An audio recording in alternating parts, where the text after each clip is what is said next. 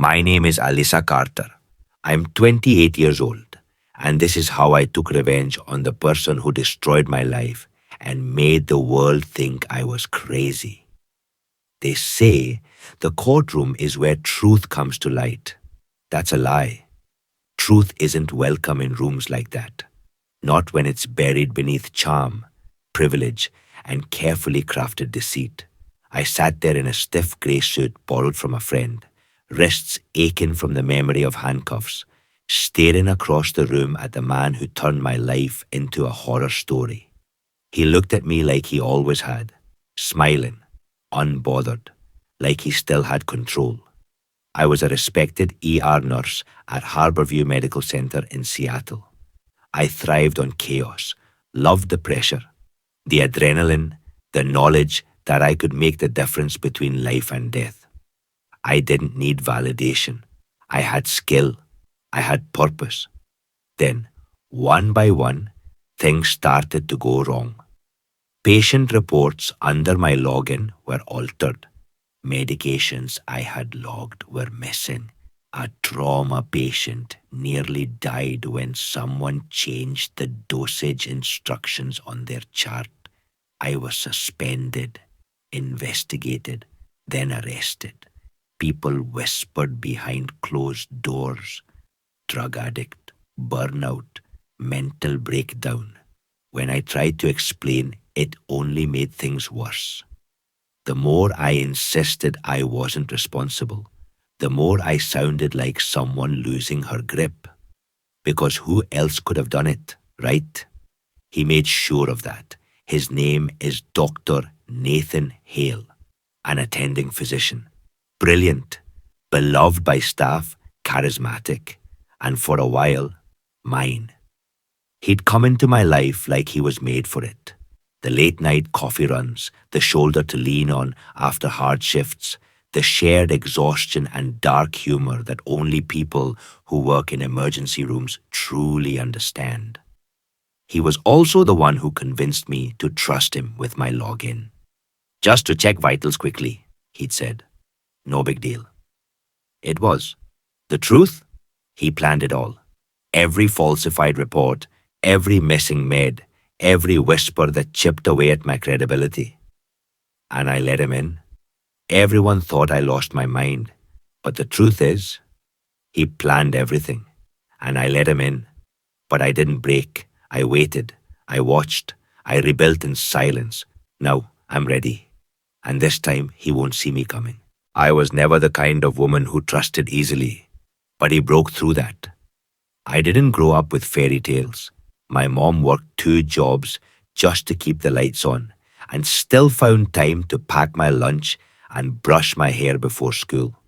She taught me how to stretch a dollar, how to stand up straight even when life tries to knock you flat, and how to smile when you feel like screaming. We weren't close in the way movies show. We were close in the way 2 people surviving together have to be. Quiet understanding, shared exhaustion, mutual sacrifice. I put myself through nursing school, one agonizing class, one overnight shift at a time. I slept in my car more than I want to admit.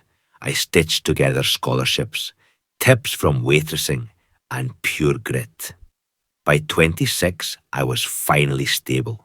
I had a steady job, a small studio apartment, a gym membership I never used but was proud to pay for. I'd even started talking to my mom about putting money aside for her retirement. And then there was Logan Myers. He came into my life like lightning. I met him on a rainy Tuesday during a chaotic trauma shift, a car pileup off the I-5. I was elbow deep in blood and panic when this paramedic burst through the bay doors, soaked to the skin, wheeling in a kid with a collapsed lung and cracking jokes like we weren't surrounded by chaos. He had this easy smile, wild energy, and zero fear. Everyone loved him, including me. I was calm, methodical, a little too serious for most people. He was everything I wasn't. We started grabbing coffee after shifts, then dinners, then nights at my place that turned into mornings that turned into him, leaving his clothes in my closet. We moved in together after 6 months. Jasmine, my best friend since our first hellish semester in nursing school, didn't buy it. He's too slick, she warned one night. There's something off. You don't see it yet, but you will.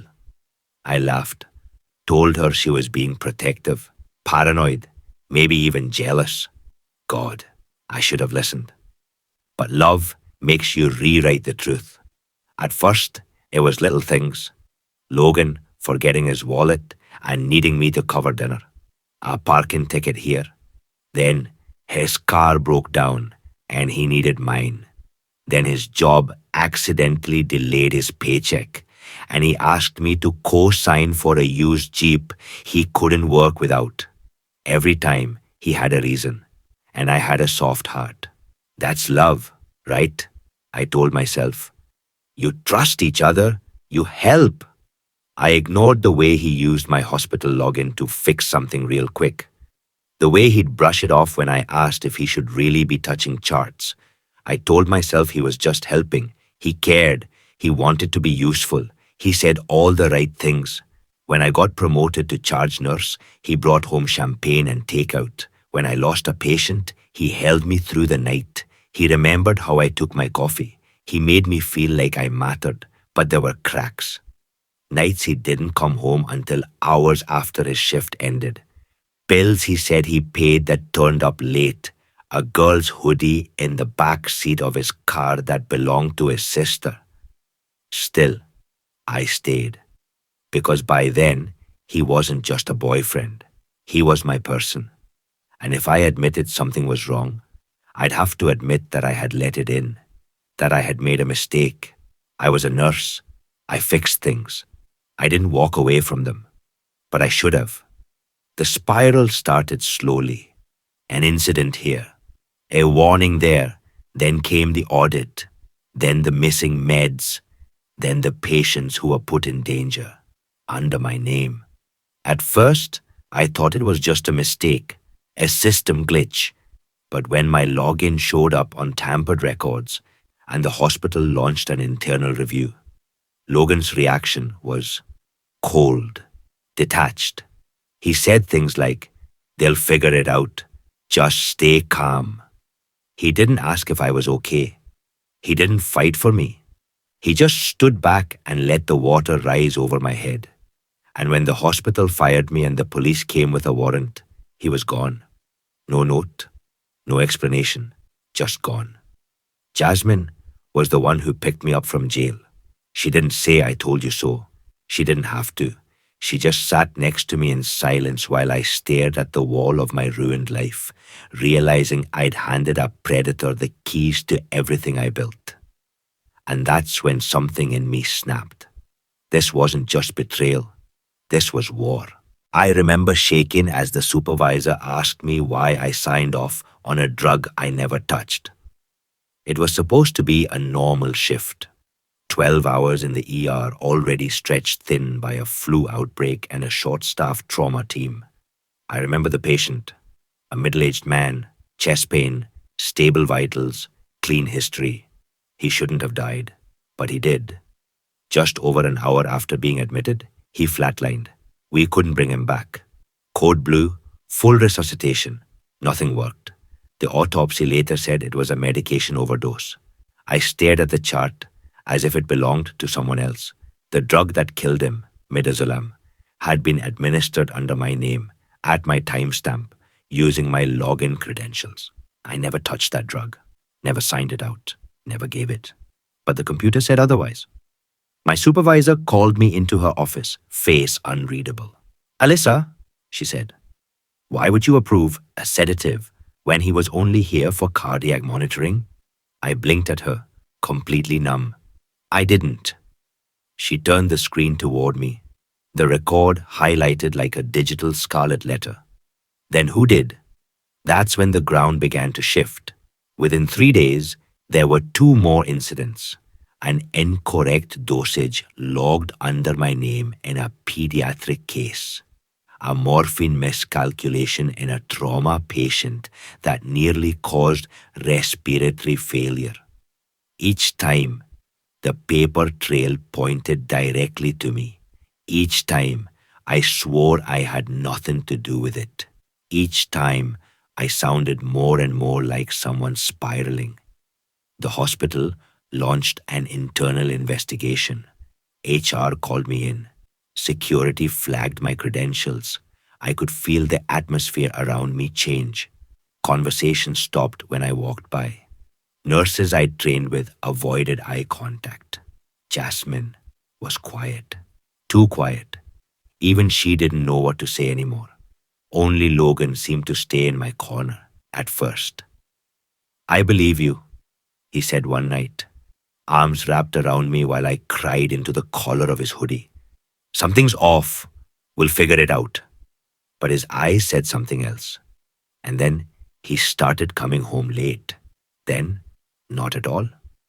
He stopped asking how I was, stopped pretending to care. Every time I turned around, I was a little more alone. And then came the day they walked me out. Two administrators and a security guard escorted me past triage, past the nurse's station, past patients who once thanked me for saving their lives. I didn't cry. I didn't speak. I just walked like I was someone else. The state licensing board opened a formal review within 48 hours. I was officially suspended. My name, flagged and blacklisted across every hospital in the county. That night, I sat in our apartment, staring at the takeout he hadn't touched. Logan hadn't come home in 2 days. My calls went to voicemail. His texts were short, distant, mechanical.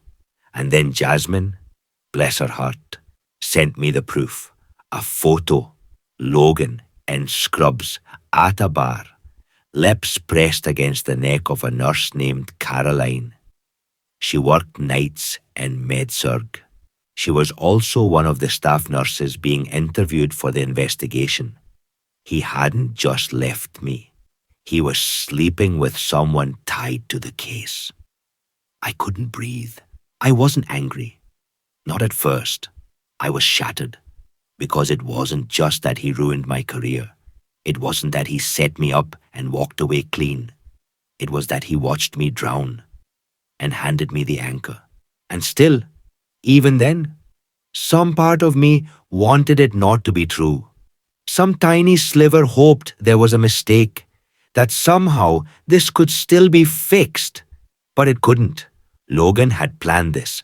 Every manipulated login, every vanished dose, every whispered doubt that spread like poison among people I trusted. And now, I had nothing left to lose. That's when the fear cracked, and something colder took its place. Not revenge, not yet, but resolve. Because if he could build a perfect lie around me, then I could build a perfect trap around him. I fell apart, quietly. No dramatic breakdown, no screaming into the void, just a slow, suffocating collapse that no one noticed until I disappeared.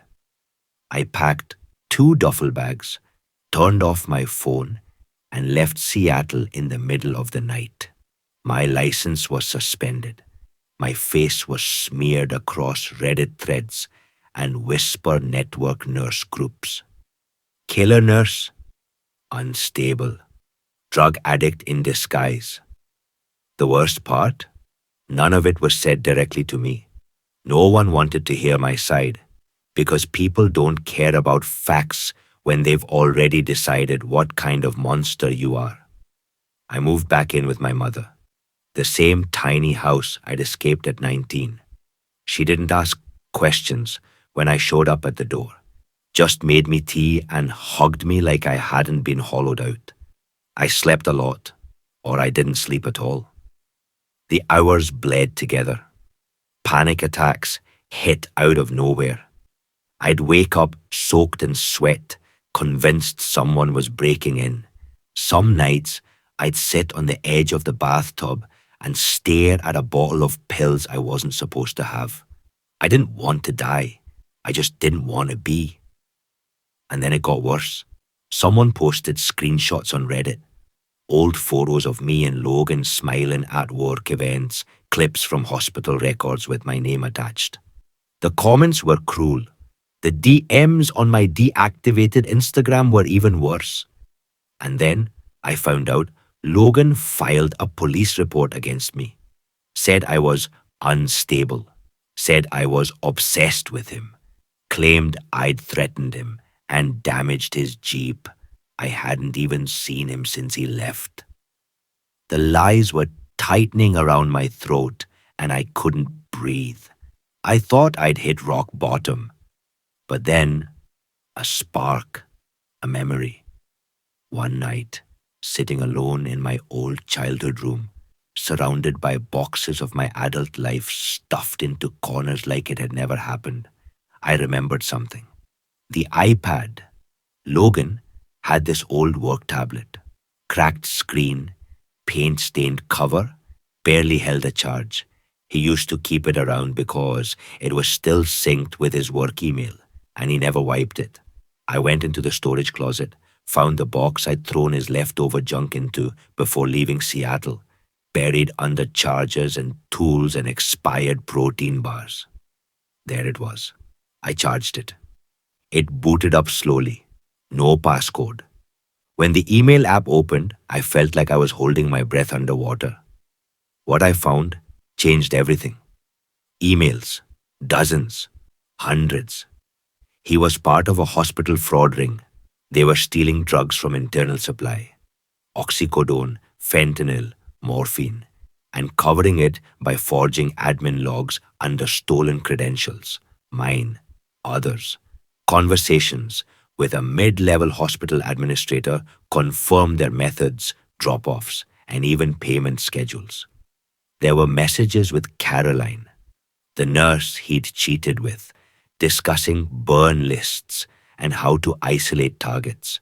He had set me up not just to ruin me, but to erase his own tracks. There were even receipts, transfer logs, Venmo screenshots, even screenshots of falsified audit trails. Everything was there. My hands shook as I scrolled, bile rising in my throat. My name, my badge number, my login credentials, used like they belonged to him, like I was disposable, like I didn't exist. I could have gone to the police. I should have. But a new voice in my head whispered, "No one believed you the first time. Why would they now?" I knew how this game worked. He was charming, connected, respected. I was a disgraced nurse on medical leave with a flagged record and a trail of accusations. So I made a decision. If the system won't fight for me, I'll become the system. I started small, quiet, calculated, downloaded everything, backed it up twice, hid copies across multiple drives. I opened a burner email and contacted a whistleblower law firm I remembered from a healthcare blog. I didn't give them my name, not yet, just evidence and samples. Then I called Jasmine. She didn't pick up at first. Can't blame her. But after the second voicemail, she called me back. I could hear the caution in her voice, the fear, the regret. "Jazz," I said, voice raw. "I have proof. I can show you everything." There was a long pause, then soft. "Where do I meet you?" We sat in a 24-hour diner off I-90 while I slid the iPad across the table. I expected her to take one look and recoil. I expected her to doubt me again. Instead, I watched the color drain from her face. "Holy shit," she whispered. This is real." I nodded, tears welling. From that moment on, she was back, all in, fierce and loyal like the old days. We built the case piece by piece. I started recording every call, posing as a recruiter to trace Logan's side aliases. I made nice with one of the girls he was seeing. a night shift nurse who thought she was in love with him. She let slip details he never meant to share. Every breadcrumb I gathered made me stronger, clearer, but I was still broken. There were nights I broke down in Jasmine's car, nights I couldn't breathe after hearing Logan's name, times I doubted every step I took. Because when someone takes your truth and rewrites it in blood and paperwork, healing isn't linear. It's jagged, messy, lonely. But every day, I was taking pieces of myself back, not just as a nurse, not just as a woman who'd been used, but as someone who was ready to fight. And for the first time in months, I wasn't waiting to be saved. I was building the fire myself. The restaurant was dimly lit, upscale, quiet, intimate. White linen tablecloths, low music, flickering votives. The kind of place we used to go when things were good, when I thought love meant forgiveness. I wore a simple black dress, hair soft, makeup neutral. Nothing too bold, nothing that might signal the war I was about to start. He walked in 5 minutes late, cocky as ever. Same swagger, same smug smirk. Logan Myers, liar, thief, sociopath, dressed like a man who still thought he owned the room. "You look great," he said, leaning in for a kiss I didn't give. "Better than I expected." I smiled. "Closure looks good on me." What he didn't know, Jasmine was in the back, posing as a server. Tiny mic in her apron, phone recording from a plant shelf nearby. I poured him wine. We made small talk. I kept my voice light, my posture relaxed. I let him think I was weak, let him think I was lonely. That's what men like him want. He bragged between bites, not overtly, not yet, just little digs. "I always told you the hospital politics were dirty," he said, swirling his glass. "Some people know how to survive it. Others—" He let it hang, flashing me a look that was almost pity. "You mean people like me?" I asked. He shrugged. "You cracked under pressure. You always did." I tilted my head. "And yet you trusted me with your life." "Sure, but let's be honest, babe. You were always too trusting. All I had to do was act like I loved you." There it was. I took a sip of wine. My hands didn't shake. He went on, basking in his own mythology. "You have no idea how easy it was. The admin was in debt. One bonus envelope and she looked the other way. And you made it effortless. Logging in on your breaks, leaving your badge in the car, you practically handed me the keys." I let my smile fade, just a little. "And the overdoses?" He leaned in, eyes gleaming. "Collateral damage. Blame the system, not me. I just worked within it." My stomach twisted, but I held the line. "And me?" I asked, voice soft. "You made me think I was crazy." He laughed, actually laughed. "Come on, Lace. You were just the misdirection. The tragic story everyone loves to dissect. Who better than the loyal girlfriend with access and a temper?" He grinned. "You even started to believe it yourself. That's when I knew it worked." I stared at him, frozen between heartbreak and fury. Then I stood. He blinked. "You good?" I nodded. "More than good." I leaned close, lowering my voice. "Enjoy the rest of your night, Logan." He looked confused. "Wait! Where are you?" I was already walking away. Jasmine followed seconds later, ditching her apron in the hallway. By midnight, Logan Myers' world collapsed. The FBI knocked on his door at 12:17 a.m. Fraud, drug trafficking, tampering with federal medical records, conspiracy, money laundering, racketeering. I didn't just go to a lawyer. I went to the feds. I gave them everything, every login, every forged report, every payment receipt, burner account, Venmo transfer, and voice recording. The iPad, the emails, even a shell company he used to filter drug money through a fake medical startup. I named names: hospital admin, nurses, pharmacy techs, anyone who touched it. I didn't just want him arrested. I wanted everything connected to him to go up in flames.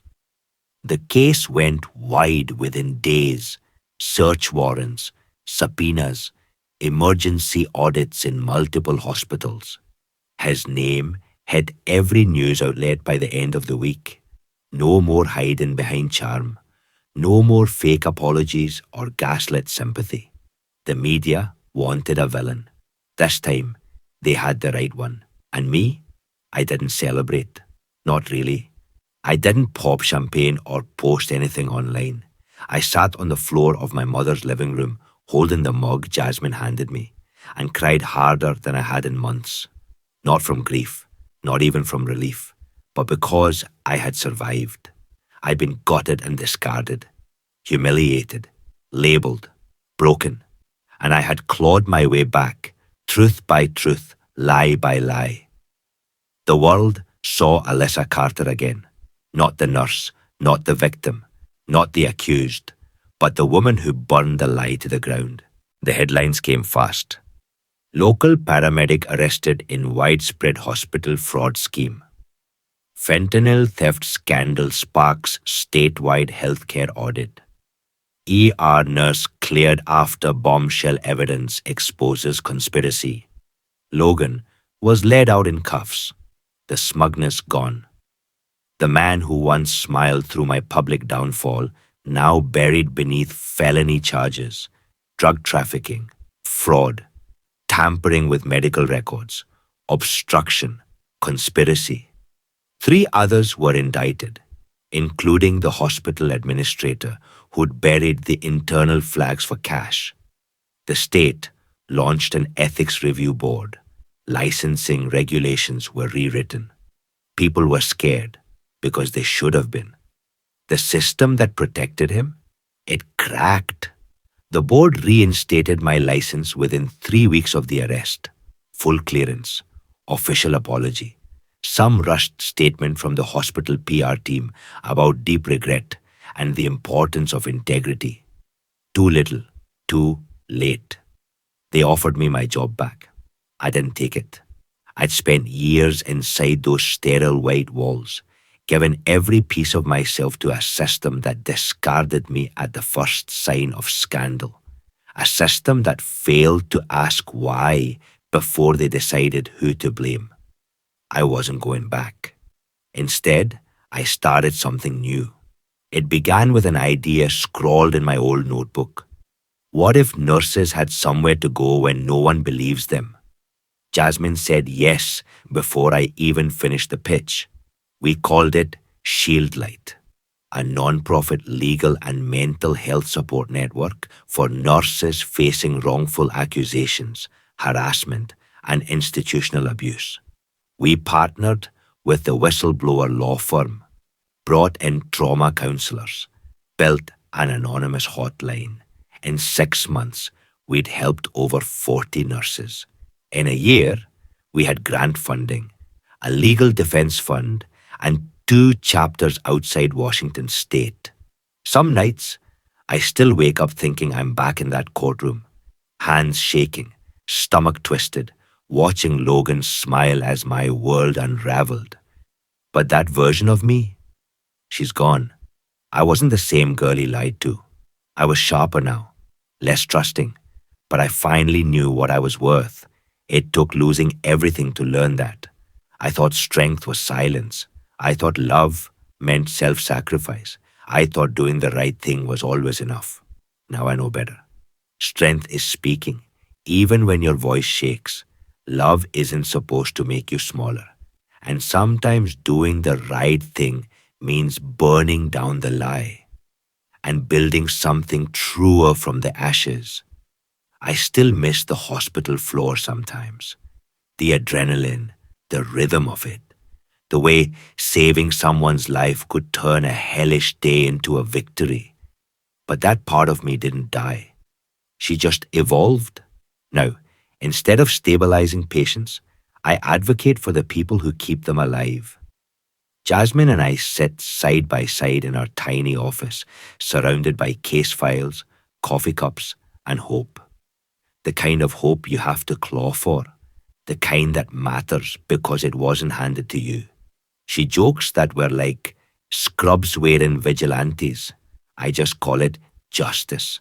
And Logan, he pled not guilty, of course, but the evidence is airtight. His trial begins next spring. I won't attend every day. I don't need to. I already got my closure. It didn't come in a courtroom or a headline or an apology from people too cowardly to say it to my face. It came the moment I stopped trying to prove I was innocent and started proving I wasn't done. I stand in front of the mirror. It's not the same woman staring back at me. There are faint lines at the corners of my eyes now. My face is sharper, not harder, just more awake. I don't flinch at my reflection anymore. I meet it. I know who I am. I run a hand down the side of my neck, pause over the tiny scar from the time I passed out in the break room during a double shift. Back when I thought working myself to the bone would make me valuable, lovable. Back when I thought loyalty meant staying quiet, even when everything inside me screamed. Love doesn't come with bruises. Not on your body, not on your name. I didn't see it at first. The way control wears a smile, the way betrayal hides inside jokes and back rubs, and don't worry, I've got you. It doesn't come all at once. It starts with compromise, then confusion, then silence. Then one day, you wake up and realize you're fighting for a version of your life that never existed. I look at the photo on my desk. Jasmine and I at our first Shield Light meeting, surrounded by nurses who now believe in their own voices again, who saw what I survived and thought, if she made it, maybe I can too. If someone ever makes you question your own mind, your own name, your own heart, don't fight to prove your innocence to them. Fight to prove it to yourself. Because that's what survival is. Not perfection, not revenge, just the quiet choice to come back to yourself. Again and again, until your own voice is louder than their lies. I step away from the mirror, grab my bag, and head out the door. The world didn't hand me justice. I took it. Revenge didn't heal me, but it gave me back my voice, and that was enough.